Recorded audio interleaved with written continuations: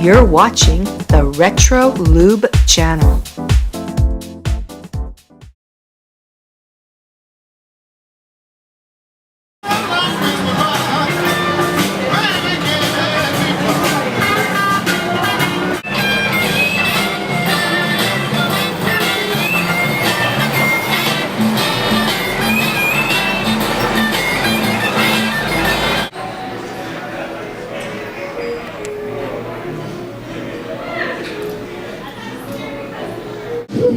But near the base, correct?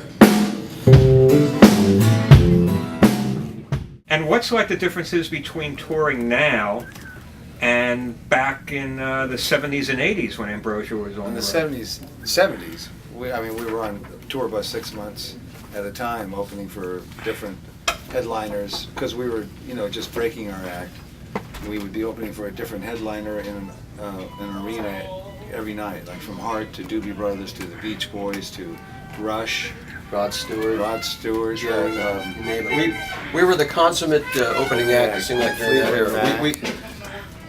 But it was. Are there any specific stories about those days, having interacted with any of the musicians, especially like the Wilson brothers? Did you ever speak with them? The sisters, I mean, well, actually, when you said Wilson, I thought you meant the sisters in Heart. Annie and I do remember getting some very, very nice conversations. We came backstage, and the other Wilson brothers, Carl and, of course, Dennis, two interesting characters. Carl was kind of, quiet. Dennis interacted with us a little bit, but the first time I met Dennis Wilson, our first tour, our first week out almost, we're opening for them in Des Moines, Iowa.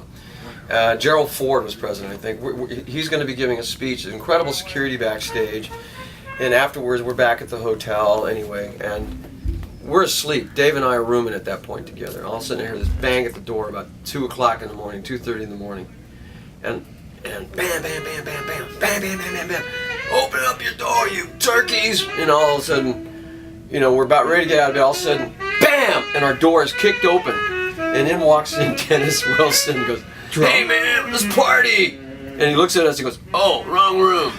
Then I hear him go down the hallway and start going, bam, bam, bam, bam. That's classic. That was our introduction to Dennis. He was a wild man, but actually he's a real sweetheart of a guy. He's a real sweet character. He's the nicest guy in the world. Brian wasn't on the road at that point? No, Brian wasn't. Carl was very nice. Yeah. Very seclusive, though, a little more seclusive. Excellent. Very nice people. And Billy Hinchy.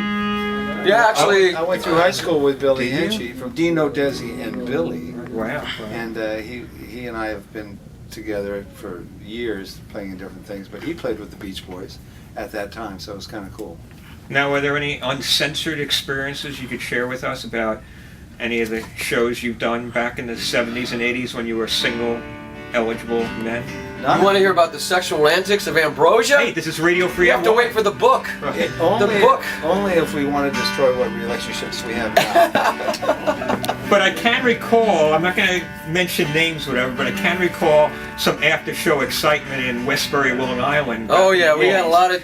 But those are the good old days when you had a good show. When by the end of the show there was a lot of girls up on stage with you dancing. And, right.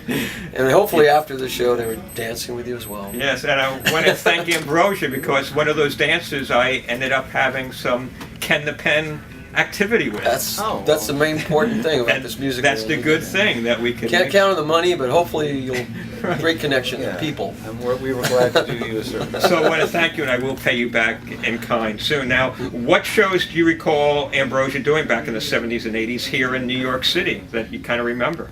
Well, we believe it or not, we had only played the city one time. We played. We were more Long Island. Long Island was more of our home in the New York area. We did play with Jean-Luc Ponty. I know, I was going to say, but that was the only time. We played here once, and it was actually less than a wonderful memory, I got to say. We played with Jean-Luc Ponty, and the opening act was the Mark Allman Band. And Mark Allman had been bumped by the agent because at the last minute they said, you need to play New York City proper, so what can we get you on? Well, we had Life Beyond LA that was a little bit progressive, but at the same time that had the big ballad, How Much I Feel. So they thought, well, Party a Progressive show will fit in with the Jean-Luc Ponty crowd. How Much I Feel we knew was going to be pushing our luck, but you know, we thought, well, okay. But the problem was Mark Allman got bumped to be the opening act from being a second act. It was going to be 2, instead 3 acts, and he got shoved to a short opening set. And the whole time, he was moaning about Ambrosia being on the bill, building up hatred in the audience. So by the time we hit the stage, everybody was pissed off at us. So we did our show, we got through it, but that was unfortunately our one big New York experience until recently, where we, of course, doing the Fallon show, we got a great response. We played, last year we played in Brooklyn, we got a great awesome response. It was a wonderful show. We got